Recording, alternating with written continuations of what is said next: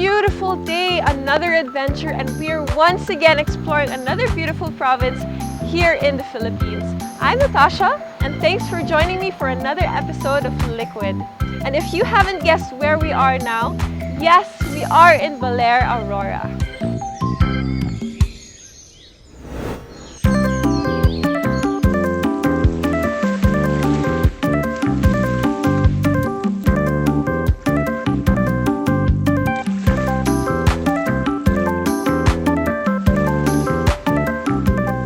Aurora Province is well known to be one of the top must-visit places here in the Philippines, being dubbed as the surfing capital and sanctuary of nature's splendor.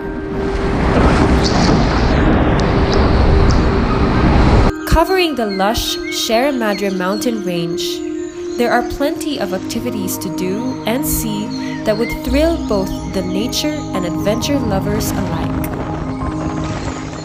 Para matuklasan pa namin ang iba't ibang activities at mga lugar na mapapasyalan dito sa Aurora Province, nagpunta muna kami ni Nat sa Tourism Office at nakausap namin ang Head of Tourism, si Michael Palispis. Very convenient. Dito yung sasakyan mo, kita yung mga restaurant na pwede mo kainan within the area. So pag naka-access ka doon sa 7 days na seamless yung travel mo dito. Oh, ayan!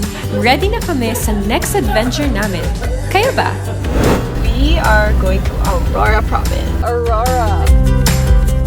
Have you been here before, Nat? I've been to Baler, but I haven't specifically been around the whole Aurora Province. Yeah. But I think we should visit the other places. Yes, true. Kasi Baler is only known for surfing, but Yeah. we want to explore, we're adventurers, we want to explore something new. We're in the Sierra Madre area, so I think it's a waterfall. Samahan niyo kami sa napakasaya at kakaibang river trek experience.